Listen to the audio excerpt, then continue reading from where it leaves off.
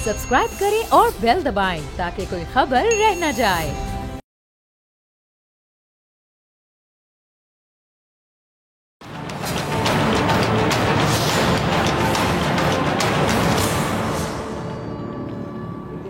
अस्सलाम वालेकुम नाजरीन, मैं हूं डॉक्टर फिजा खान और मैं हूं पाकिस्तान और आप देख रहे हैं ऐसे नहीं चलेगा। पाकिस्तान में सियासी जमातें खुद को जमहूरियत पसंद तो कहती हैं, मगर जो सियासत है वो फर्दे वाहिद के गिर्द घूमती नजर आती है। आप पीटीआई को ले लें, ये एक सेकंड ईयर सियासी उम्मीदवारों का टोला साबित हुई। बेशतर खिलाड़ी जो हैं हवा का रुख बदलता देखकर इसमें शामिल हुए और फिर इसे छोड़कर भी चले गए। अब ये नजरिया था, ताकत या फिर सीट का नशा जो इन्हें नए रास्ते से ऐवान में खींच लाया। आप खुद समझदार हैं, आप समझें जरा। और अब जिन पार्टियों को बादशाहत का ताना दिया जाता है जैसे मुस्लिम लीग नून या पीपल्स पार्टी, वहां सियासतदान मांगे तांगे की पार्टी के मुकाबले में कदरे मेच्योर दिखाई देते हैं। ये फैक्ट्स हैं, इन पे गौर करें। मुश्किलें उन पर आई मगर अपनी क़यादत के साथ सर्दी और गर्मी में खड़े दिखाई दिए। अच्छा, मजहबी पार्टियों की बात कर लेते हैं। अगरचे ज़्यादा नशिस्तें नहीं ले पाती, फिर भी उनका जो सपोर्टर है और पॉलिटिकल वर्कर अपने लीडर और नज़रिए के साथ खड़ा दिखाई देता है। और क्या असल जो मसला है वो ग्रास रूट पॉलिटिक्स का फुकदान है, जिसके नतीजे में कह लें कि जो 9 मई जैसा एक सानिहा पेश आया जिसकी जितनी मजम्मत की जाए उतनी कम है। बात करेंगे, मेरे साथ मौजूद हैं जमीयत उलमा इस्लाम से सेनेटर कामरान मुर्तज़ा साहब, मुस्लिम लीग नून से राना एहसान अफजल साहब और सीनियर सहाफ़ी तजियाकार आमिर ज़िया साहब। आमिर ज़िया साहब मैं आपसे शुरू करना चाहूँगी। आमिर ज़िया साहब, झंडे पहनाने से लेकर झंडे दिखाने तक का जो सफ़र है, लगभग 100 से ज़ायद जो लीडरान है वो पीटीआई छोड़ के जा चुके हैं। अब इतनी तेज़ी से किसी का उरूज और फिर ज़वाल मुल्की सियासत में, इसकी मिसाल आपको कहीं नज़र आती है? देखिए, माजी में भी ऐसा हुआ है कि जब किसी सियासी जमात में मुश्किल आई तो उसके लोग छोड़कर गए, लेकिन जिस तरह से हम देख रहे हैं कि हाउस ऑफ कार्ड्स पीटीआई का बिखर रहा है, उसकी मेरे ख्याल में माजी में नजीर नहीं मिलती। आप याद करें कि पाकिस्तान पीपल्स पार्टी, उसमें बड़े बड़े नाम थे, अब्दुल हफीज पीरजादा हुआ करते थे, मुमताज भुट्टो होते थे, जुतोई साहब होते थे, गुलाम मुस्तफा जुतोई और दीगर कई नाम, मुस्तफा साहब, ये लोग एक के बाद दीगरे जो थे पार्टी को छोड़कर गए थे। लेकिन वहां पर ऐसे भी बेशुमार लोग थे कि जिन्होंने हर सख्ती में, हर सर्दोगर्म में खड़े रहे थे। अच्छा, नून लीग का केस जरा दिलचस्प है कि वहां पर होता ही है कि खैर उनके लोग भी छोड़कर गए हैं, लेकिन पहले तो उनके जो पार्टी हेड है वो खुद छोड़ के चले जाते हैं। इस पर उनकी पार्टी में बड़ी मायूसी और इंतशार फैलता है। आप याद करें कि परवेज मुशर्रफ साहब का जब दौरे हुकूमत था तो उसमें यह आपने देखा कि जेल का दरवाजा खुला और जो नवाज शरीफ साहब थे बमाए अपने खानदान और सामान के सऊदी अरब जाके चले गए थे। अच्छा, उसके बाद उनकी पार्टी में बड़ा लोगों में मायूसी फैली और शेख रशीद जैसे लोग जो खड़े हुए थे उस जमाने में, वो फिर दिल बर्दाश्त होकर उन्होंने कहा जब लीडर ही चला गया तो हम रुक के क्या करेंगे, तो वो भी छोड़ के चले गए। तो ये चीज जो है हमारी सियासत में नई नहीं है। और जो भी पार्टीज जो मैं समझता हूँ नजरियाती होती हैं, वहां पर इस किस्म का मर्ज नहीं होता है। जैसे जमात इस्लामी है, एक नजरियाती जमात है, उसमें आपको नहीं लगेगा कि इस तरह के डिसिडेंट्स होंगे और वो दबाव बर्दाश्त कर लेंगे। लेकिन इसी तरह कुछ बाईबाजू की पार्टी के आप नाम लेके लोगों ने बड़ी पिटाइयां की, जेल गए, ठीक है, तशद्दुद सहा, टॉर्चर सहा, लेकिन उन्होंने पार्टी नहीं छोड़ी। लेकिन हमारी जो हुक्मरान अशराफिया है, और हुक्मरान अशराफिया हमारी हर जमात में आप ये देखें, वो एक ही खानदान के लोग होते हैं, एक ही चेहरे होते हैं, एक भाई किसी पार्टी में, भतीजा किसी पार्टी में है, ऐसा है, ठीक है, बेटा कहीं पर है। तो वहां पर एक मतलब है कि इलेक्टेबल्स की जो सियासत है उसमें आप देखिएगा कि लोग जो हैं वो एकदम रंग बदल देते हैं। पीटीआई की अगर आप बात करें उसमें 2 तरह के लोग मैं समझता हूँ आए थे। तो वो थे कि जो कहते हैं सियासी बेबान के दिनों के साथी थे पीटीआई के चेयरमैन के, और बड़े मुश्किल दिनों के थे। उसमें इमरान इस्माइल का नाम आता है, उसमें और लोगों का आता है, अली जैदी जैसे लोगों का आता है। लेकिन ये क्योंकि इनका कोई सियासी पस मंजर नहीं था तो ये पहले झटके में आप देखें कि फुर्स से उड़ गए। फिर दीगर वो लोग आए कि जो दीगर जमातों से आए, तो उनमें कुछ वो लोग थे जो हकीकी मानों में समझते थे कि नई तीसरी कुव्वत की जरूरत है। फिर वो लोग भी आए कि जो जिनमें सियासी अपॉर्चुनिज्म था, मौका परस्ती थी, तो वो लोग भी आप देखें कि जो जा रहे हैं। अब देखना ये कि जब तक ये पूरा एक कहते हैं ना कि ये रात गुजरती है उनपे से, तो वो साबिक वज़ीर आज़म के साथ कितने लोग खड़े रह जाएंगे, तो ये उनके लिए बड़ा सवाल होगा। तो मैं समझता हूँ कि एक बड़ा टेस्टिंग टाइम है और इसमें क्या ये पार्टी खड़ी रहेगी, कितने लोग इनके साथ होंगे, ये आने वाले चंद दिनों में हमें फिजा साहिबा पता चल जाएगा। जनाब, ठीक है जी।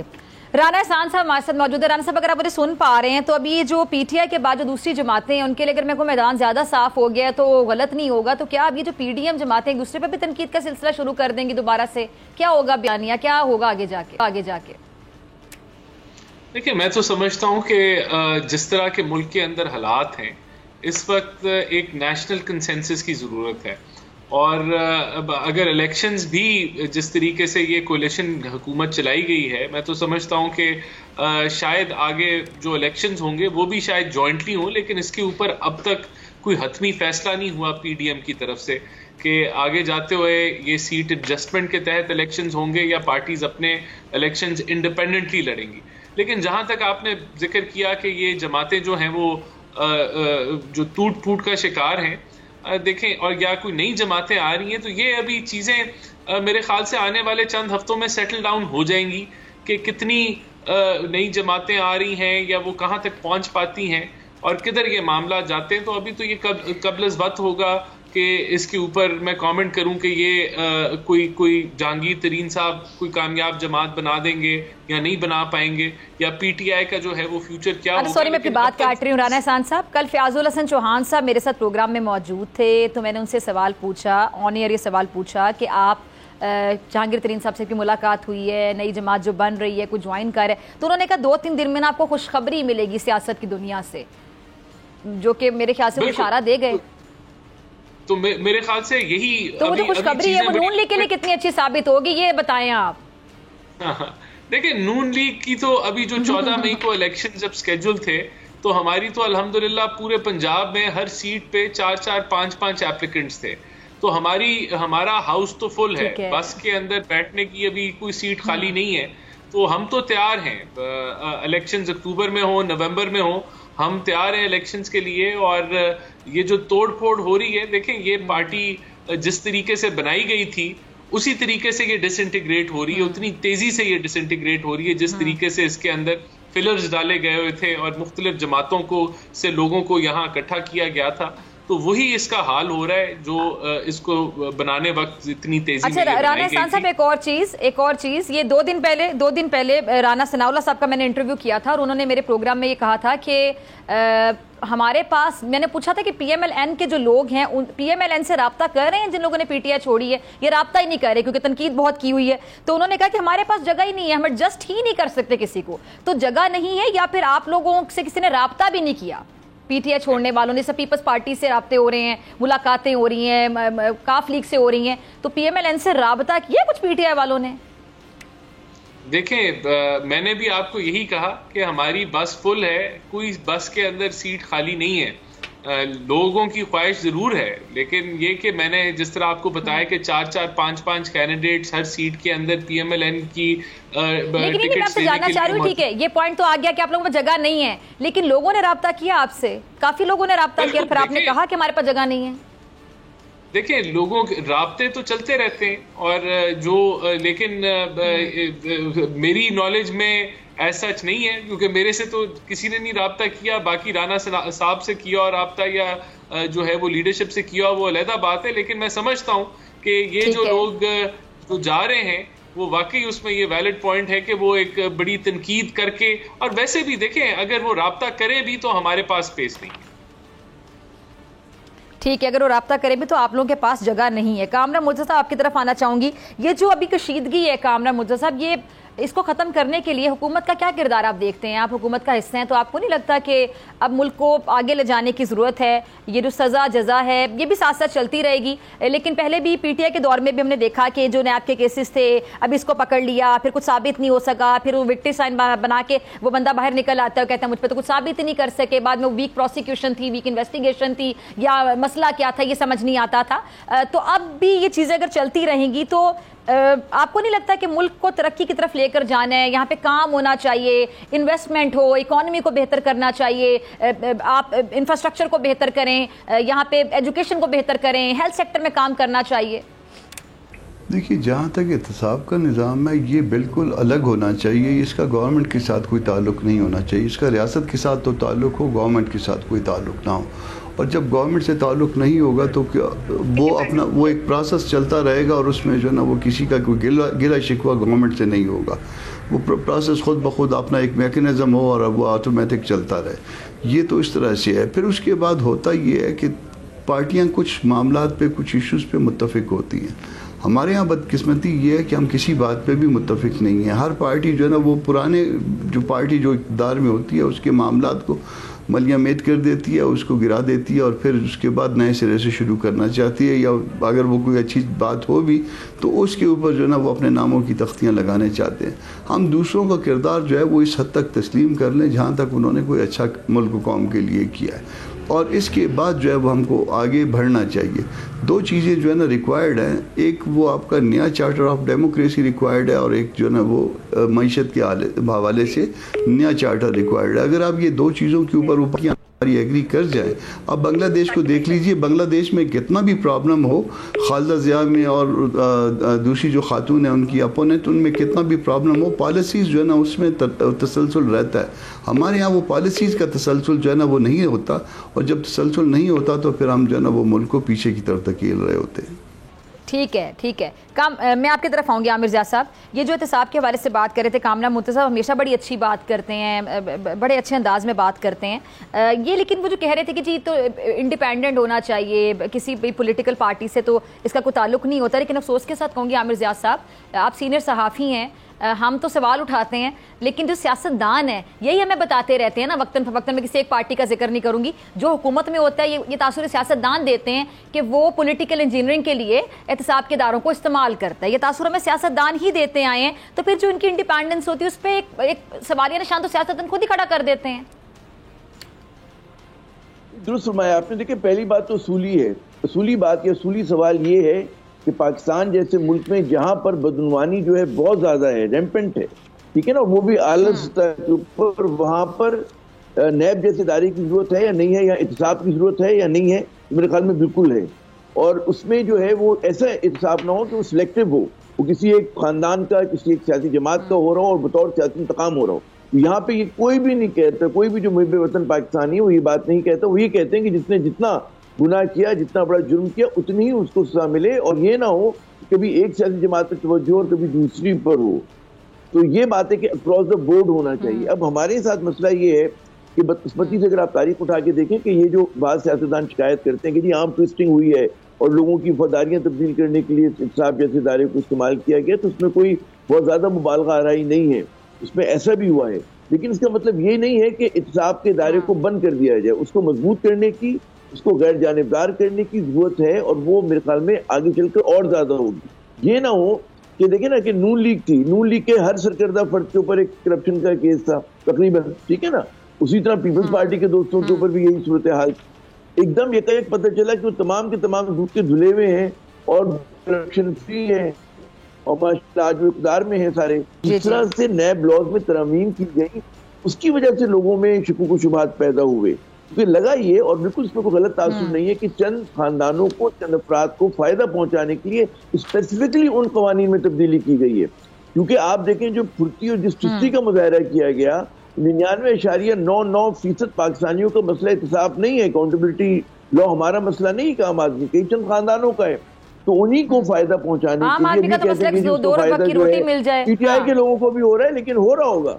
लेकिन मतलब ये कि वो लग ये रहा है कि वो लॉ जो है वो कहते हैं ये इसलिए बनाया गया कि जी मुजरिम को सजा ना मिले, व्हाइट कॉलर क्राइम करके आप निकल जाए। जिस मुल्क में कत्ल की सजा मिलना बहुत मुश्किल है, जहाँ पे वैसे ही जो है जो सजा का तनासुब है वो 1% 2% होता है हमारे यहाँ, कातिल जो है विक्ट्री का निशान बना के चला जाता है, तो व्हाइट कॉलर क्राइम तो पहले उसको सजा देना मुश्किल है, उसको इन्होंने उस प्रोसेस को मजीद मुश्किल कर दिया। तो मेरे ख्याल में आने वाली जो भी असेंबली हो उस चीज को उठाए, ताकि हमारे यहाँ साफ और शफाफ इंतसाब का निज़ाम हो, और उसमें ये ना हो कि जनाब फला का ताल्लुक अगर फला खानदान से है तो उसको बचा लिया जाए, और फला शख्स जो है वो अगर किसी बड़ी पार्टी का है, साहिब इख्तियार पार्टी का, उसको बचा लिया जाए। ये भी आप देखिए हमारा नैब काम कर पा रहा है, तो उसकी प्रोसिक्यूशन इन्वेस्टिगेशन कमजोर है। FIA जैसे इदारे, एंटी करप्शन जैसे इदारे क्योंकि एग्जीक्यूटिव के अंडर में होते हैं, तो वो भी इंडिपेंडेंटली काम नहीं कर सकते, वो हुकूमत वक्त के एहतसाब नहीं कर सकते, और बतौर सियासी इंतकाम इस्तेमाल होते हैं हिज़्ब इख्तिलाफ के खिलाफ। तो ये चीजें जो है सोचने की, और ये चीजें डिस्कशन में आनी चाहिए, पोलिटिकल पार्टीज को उस पर बहस मुबाहिसा करना चाहिए, और सिविल सोसाइटी को, सहाफियों को, आपको हमें उठाना चाहिए। जी ठीक है। राना एहसान साहब, आप ये ज़रा अच्छा समझते हैं सब्जेक्ट को, ये जो डॉलर में अचानक जो 15 रुपये जो है कमी हुई है, तो इसका सीधा सीधा मतलब ये भी कि जो सट्टा था वो अरूज पर था। अब ऐसे हालात हैं हमारे मुल्क के सबके सामने हैं, तो लोग इस तरह, लोगों को ख्याल ही नहीं है, तो ऐसे जो लोग हैं इनको क्या पकड़ा नहीं जा सकता? नहीं, देखिए ये जो है इसकी एक्सप्लेनेशन तो आ गई है कि क्रेडिट कार्ड, डेबिट कार्ड्स जो हैं वो इंटरबैंक के ऊपर जो है उनको रिजॉल्व नहीं किया जा रहा था। उसके लिए उनको अलाउ कर दिया था कि वो आप ओपन मार्केट रेट के अंदर आप उसको जो है उनकी ट्रांजैक्शंस को क्लोज करेंगे।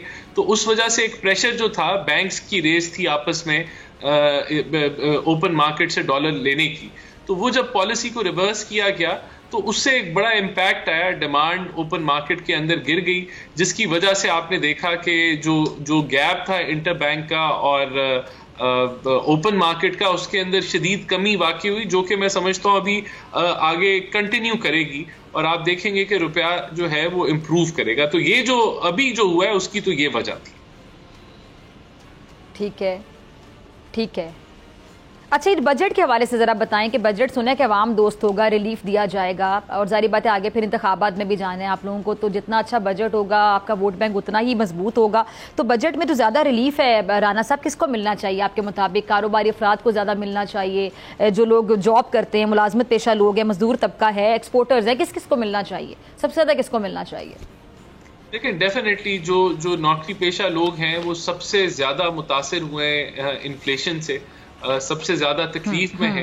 तो कोशिश की जाएगी कि उनके ऊपर फर्दर बर्डन जो है वो ना ऐड किया जाए और मिनिमम वेज को भी जो है दोबारा से रिविजिट किया जाए, जो कि इन्फ्लेशन के इम्पैक्ट को जो है वो कम कर सके।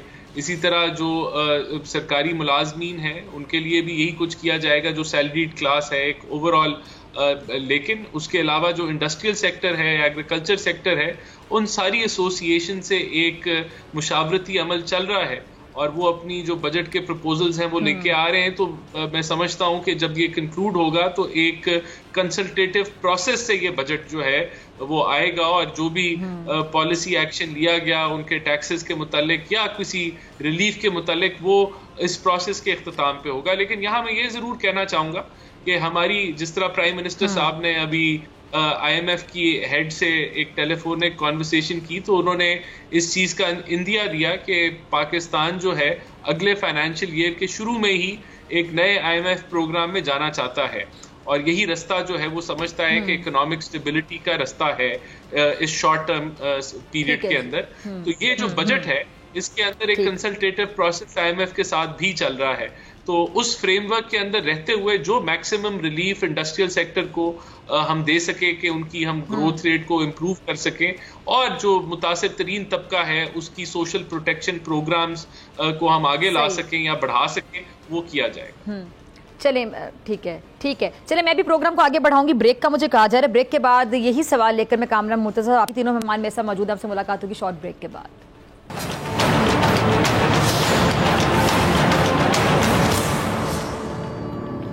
वेलकम बैक नाजरीन। आमिर ज़ियाद साहब, कामरान मुर्तज़ा साहब और राना एहसान साहब मेरे साथ मौजूद है। तीनों मेहमानों को दोबारा से बहुत शुक्रिया ज्वाइन करने के लिए। आपके लिए एक सवाल छोड़ कर गई थी मैं कामरान मुर्तज़ा साहब, नाज़रीन को भी ज़रा याद करवा दूँ जिन्होंने अभी बोल न्यूज़ लगाया है कि जी जो बजट है उस हवाले से सबको बड़ी एक्सपेक्टेशंस हैं और कहा जा रहा है कि बजट अवाम दोस्त होगा, बजट में रिलीफ दिया जाएगा और इस वक्त अवाम को वाकई रिलीफ की बहुत ज़्यादा ज़रूरत है। तो कामरान साहब, कितना खुशाइंद बजट होगा?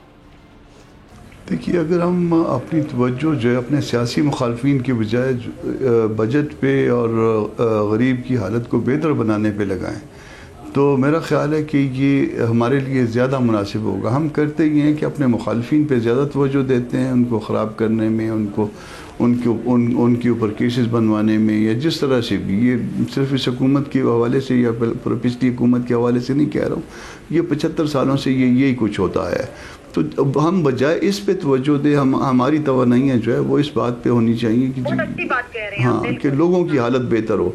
वो हम खुद ब खुद पोलिटिकली भी जो है ना वो ग्रो करेंगे और उसके बाद जो है उसके नताइज जो है वो अच्छे होंगे। अब ये बजट दो वजूहत की बिना पे अच्छा हो सकता है। शायद एक साल तो ये कि एक साल गुज़श्ता एक साल में हम लोगों को इतनी रिलीफ नहीं दे पाए और दूसरा हम उसको वो कंपनसेशन जो है ना हम चाह रहे हैं कि लोगों को कंपनसेट कर दें।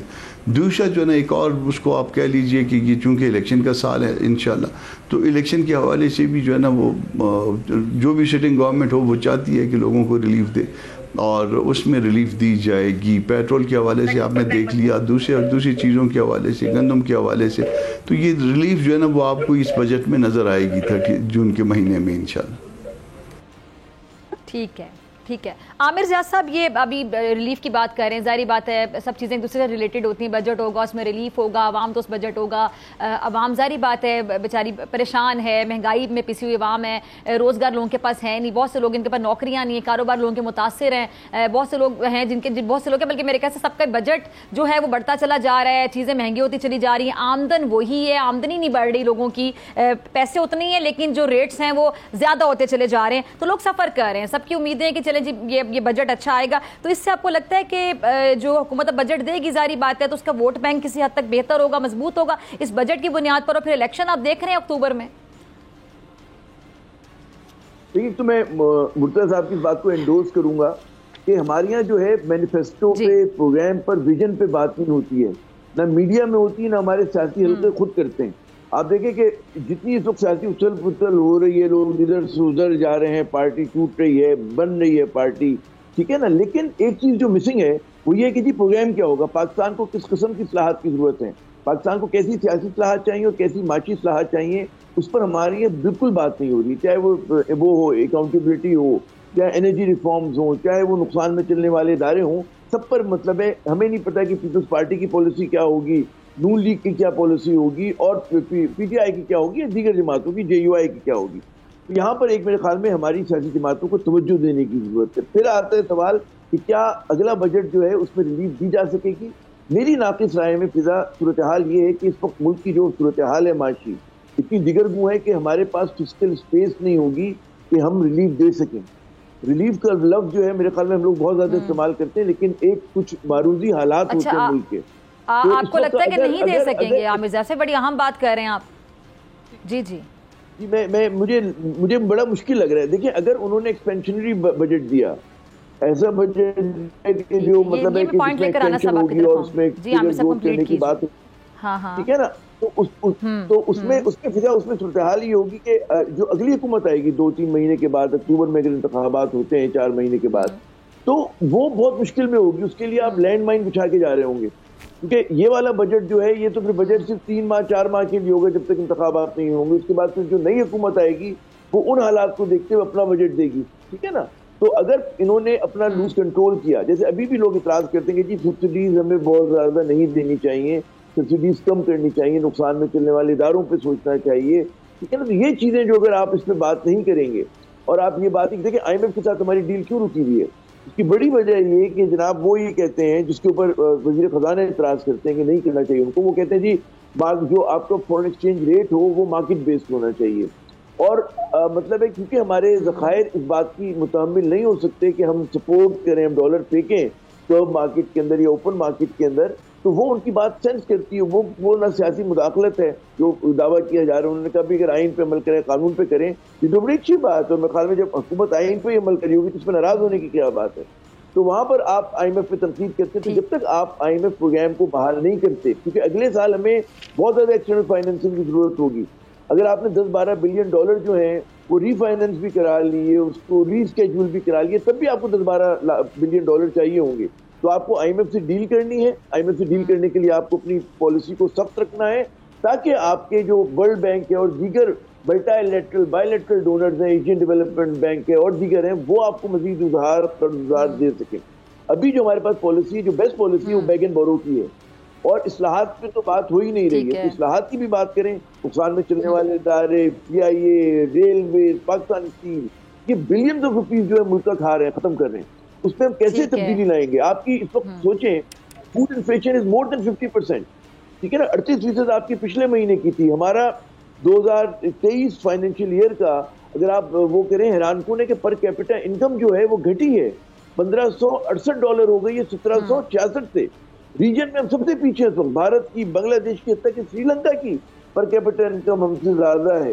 तो आप जब तक हमें एक होलिस्टिक अगर हम रिफॉर्म्स नहीं करेंगे, और उसके लिए पहली शर्त जो है वो है सियासी इस्तेहकाम, और उसी वक्त आएगा जब मुल्क में इंतखाबात होंगे, हुकूमत आए जो भी फ्रेश मैंडेट के साथ आए, वो मखलूत हुकूमत हो, वो कौमी हुकूमत हो, कोई एक पार्टी 2/3 सीट लेकर आ जाए, लेकिन सियासी इस्तेहकाम हो। और फिर उसके एजेंडे पर सबसे ऊपर होना चाहिए मईशत को कैसे बहाल करना है, कैसे उसको मजबूत करना है। इससे ये काम नहीं होगा।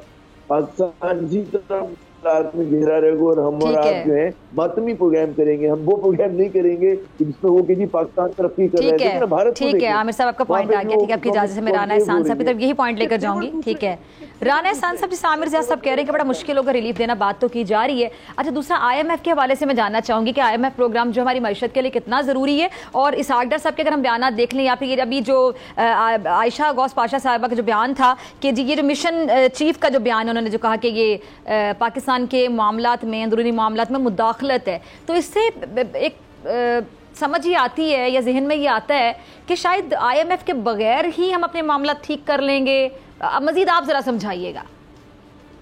नहीं देखिए, मैंने तो आपको पहले भी बताया कि वजीर आजम साहब शहबाज शरीफ साहब की जो IMF के हेड से जब बात हुई तो हमने इस चीज़ का अंदिया दिया कि हम इंटरेस्टेड हैं कि ये नया फाइनेंशियल ईयर जो है इसके अंदर हम एक और 24वें IMF प्रोग्राम के अंदर जो है वो ये मुल्क दाखिल हो, और यही रास्ता है। नंबर एक। दूसरा देखें, हमने तो वो माशी खाई में मुल्क को नहीं फेंका, या जिस तरीके से इमरान खान ने बज़ाहिर तो अवाम को रिलीफ दिया पेट्रोल सस्ता करके, बिजली सस्ती करके और एमनेस्टी अनाउंस करके, लेकिन वो जो रिलीफ था वो एक ज़्यादा मुश्किल पड़ गई एक आम आदमी के लिए, क्योंकि IMF का मुआहदा ख़राब हो गया और आपकी जो एक रिकवरी थी वो मुश्किल हो गई।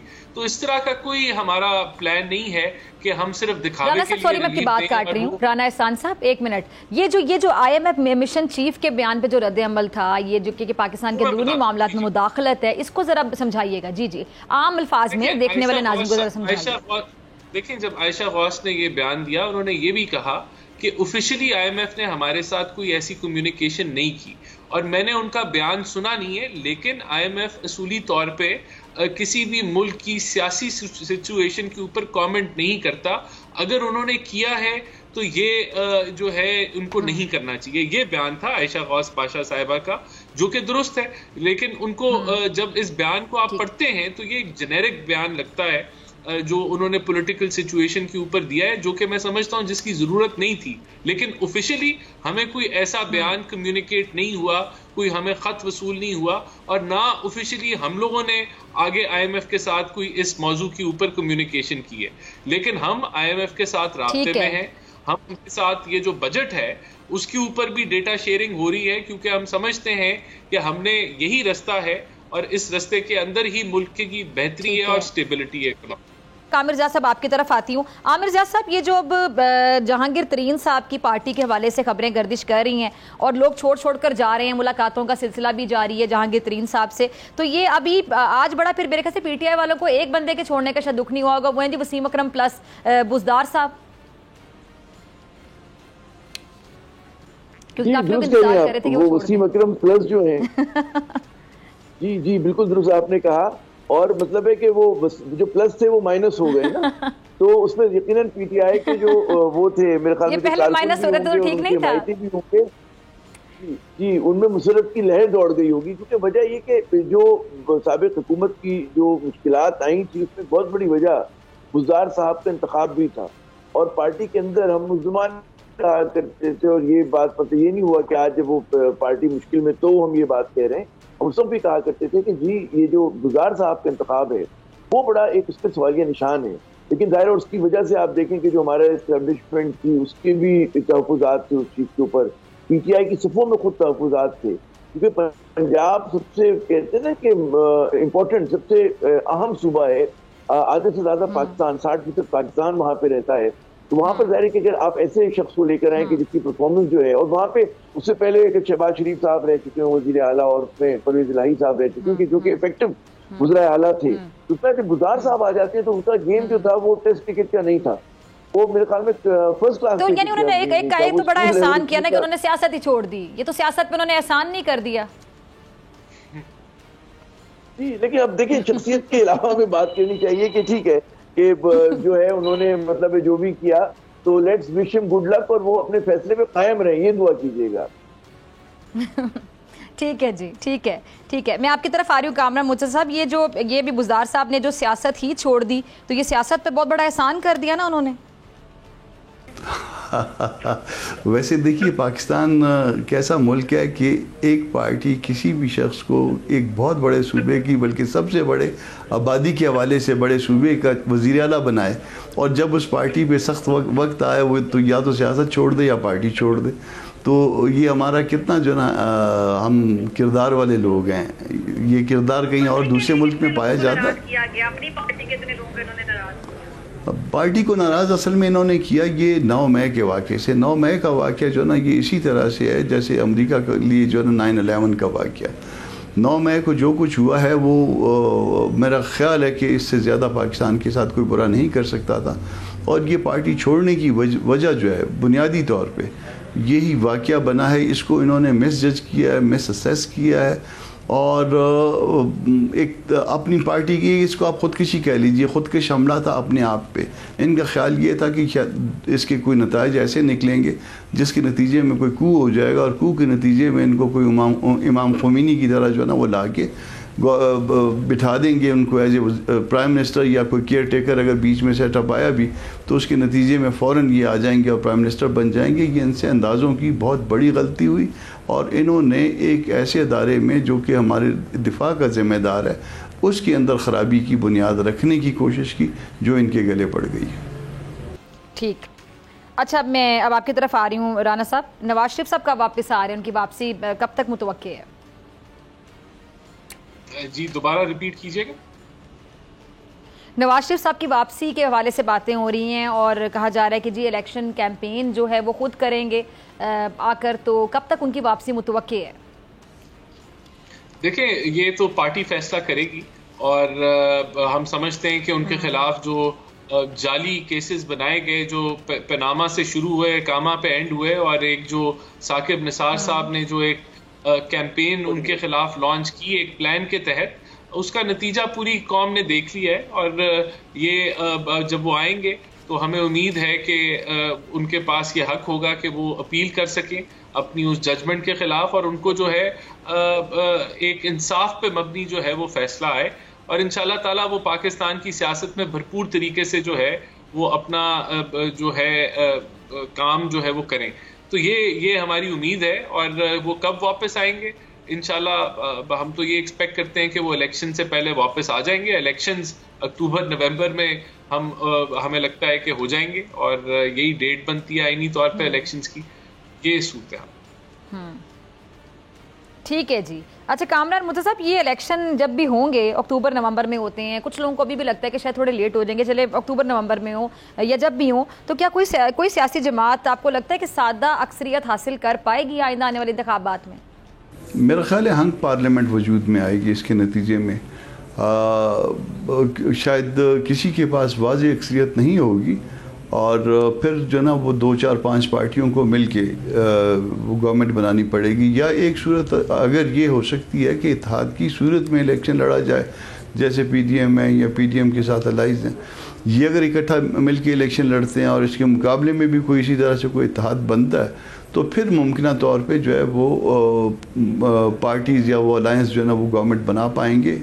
अदरवाइज़ अगर पार्टियों ने अपने अपने तौर पे इलेक्शन लड़ा तो फिर हंग पार्लियामेंट होगी। अच्छा आमिर ज़िया साहब, ये चीज़ मैं आपकी तरफ लेकर आती हूँ, जिस तरह कि अभी कहा जा रहा है कि शायद कोई मखलूत हुकूमत बनेगी और कोई भी जो सियासी जमात है वो सादा अक्सरियत शायद हासिल नहीं कर सकेगी। तो ये जो मखलूत हुकूमत अगर बनती है तो ये अगर हम इस वक्त और इस सूरत हाल को देखें तो ये कितनी मेरे ख्याल से अच्छी साबित होगी आगे जाके, क्योंकि तनकीद बराए तनकीद, इसकी टांग खींचना, उस पर तनकीद करना, निकलता कुछ नहीं है, तो तनकीद बराए इस्लाह हो। कैसे देखते हैं अगर ऐसा होता है? बात ही कि खैर अभी तो टू अर्ली टू से कि जी क्या वो होगा, नतीजा निकलेगा, लेकिन ज़्यादा क्यास आ रहा है कि जिस तरह नए पहलवान आ रहे हैं पॉलिटिक्स के अंदर, नई सियासी जमातों की बात हो रही है, PTI का शिकार है, ठीक है ना। उसमें फिर अभी ये वादे नहीं कि PDM बतौर एक इत्तेहाद इलेक्शन लड़ेगी या इसके जो जमातें अलग अलग जाएंगी। क्यास आ रहा है ये लोग ज़्यादा यही करें कि कहते हैं मिक्स प्लेट होगी, और उसके अंदर किसी की भी कोई डिसाइसिव जो है मेजोरिटी नहीं होगी। अगर होगी भी तो बहुत ही लेजर थिन होगी, तो उसे दूसरी पार्टियों के साथ इत्तेहाद बनाना तो पड़ेगा। ये चीज बेहतर होगी ना अगर देखा जाए। इस पे जरा अपना तजिया दीजिएगा आमिर ज़िया साहब, बड़े सीनियर सहाफ़ी हैं, जिस पे नजर रखते हैं, बड़ा बैलेंस आप तजिया देते हैं, ये बताइएगा ये चीज बेहतरी की तरफ जाएगी?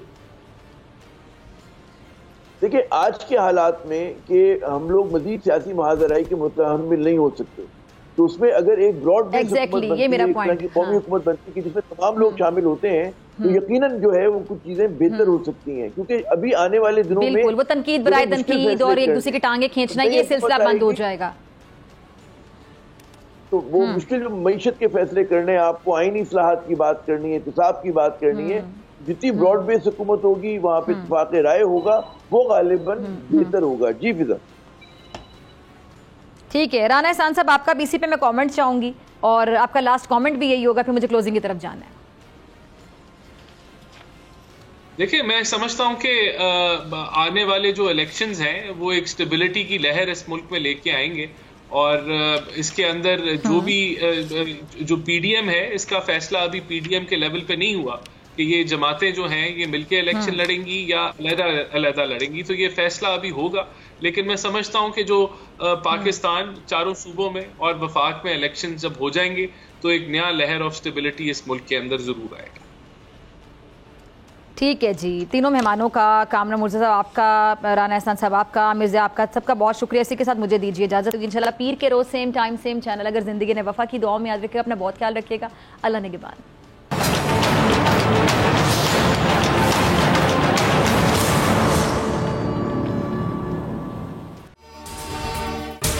अगर आपको ये वीडियो पसंद आई तो सब्सक्राइब करें और बेल आइकन पर क्लिक करें। इंतजार था ना, चलो इस बार वो करते हैं जो इससे पहले किया ही नहीं। किस्मत की आंखों में आंखें डाल के जीतना होगा, सब में शेर जैसी राह, जर्रा जर्रा भी हर कंटेस्टेंट को लगेगा पहाड़। लड़खड़ाना नहीं है, खोल दो अपने पंख अगर आसमान छूना है। अबे लग रहा है ये सब पहले भी कहीं सुना है। एंटरटेनमेंट की गारंटी जनाब, क्योंकि यहाँ खेलोगे कूदोगे तो बनोगे नवाब। खुश रहो पाकिस्तान। खुश रहो पाकिस्तान, बुध और जुमेरात शाम 7 बजे सिर्फ बोल एंटरटेनमेंट पर। सब्सक्राइब करें और बेल दबाएं ताकि कोई खबर रह न जाए।